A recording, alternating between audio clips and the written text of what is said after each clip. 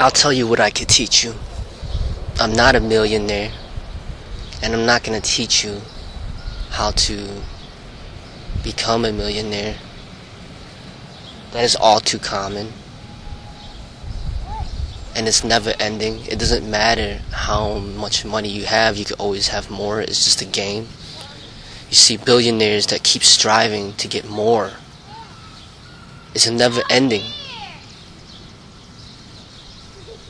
So I see no purpose in teaching you to strive for something that is never ending.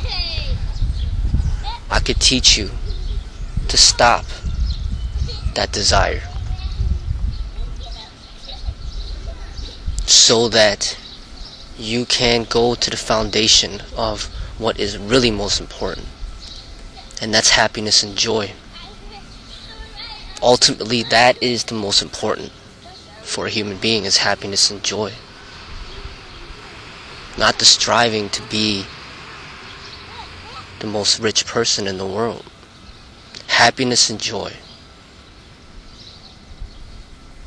And in order to get that, you have to have a deep understanding of what causes suffering, what causes unhappiness, what causes sadness. Have a deep understanding of that. Understand why you get sad. And you will see that it boils down to desire. And like I said, you could always desire more. And that's why you can never be happy if you always desire more. Happiness comes when desire ceases. Desire rises because you look into the future. The future does not exist, but desire makes it exist. And this formulates this thing that you call the ego, that we call the ego, within us. And it's a false sense of who we are. So rather than being happy right now of what we're doing, we want to be more than what we are in order to be happy. Rather than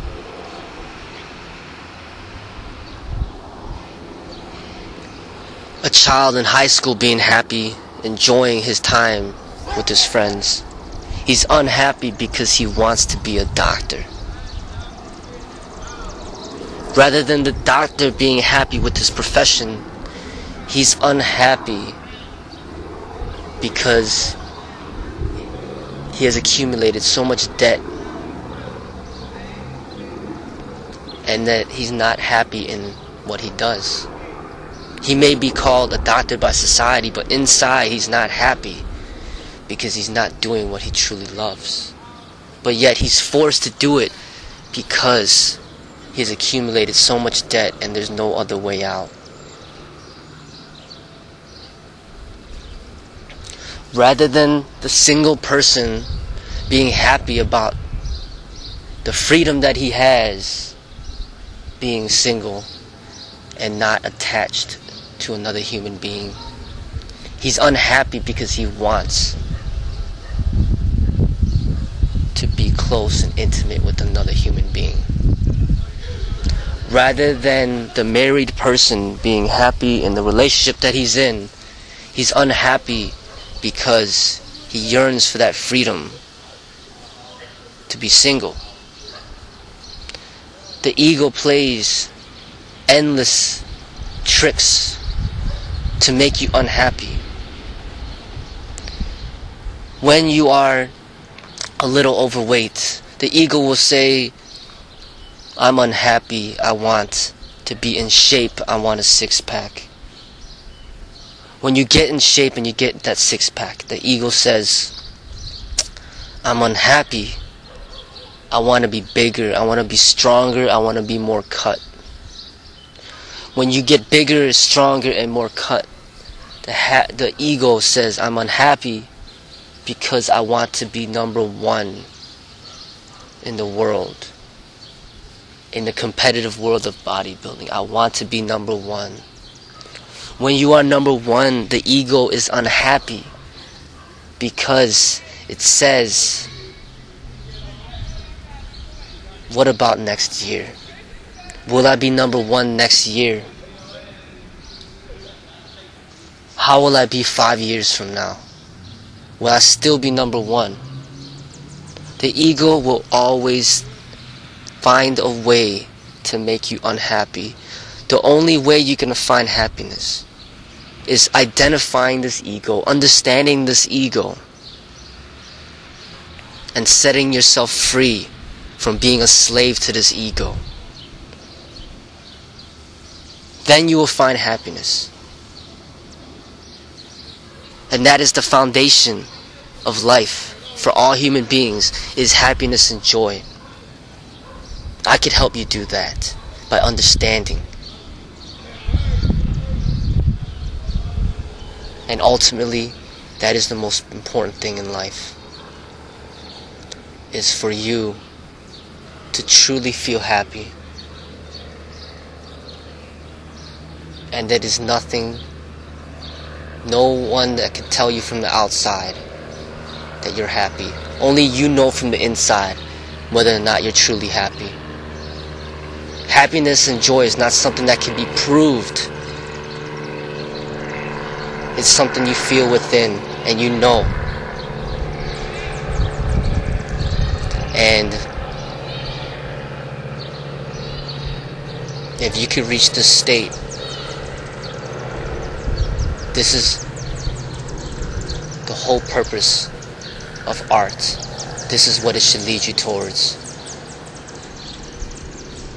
Then your life will be an art.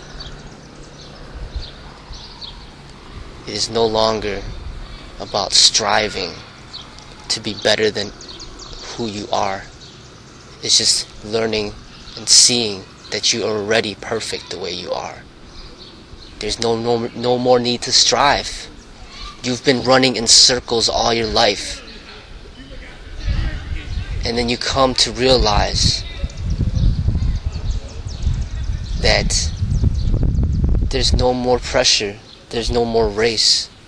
You could just enjoy life and just walk freely wherever you want. And there's so much beauty all around you, and you never noticed it because you were running in circles for so many years that you forgot to experience. You didn't realize all the beauty that was surrounding you everywhere. And that is what enlightenment is. That is what true wisdom is. That is what a sage is. That is what a Buddha is. That is what a Jesus is. That is what Osho is. They provide the light for so many that are in darkness. When you see that light, it's an amazing experience. That's enlightenment.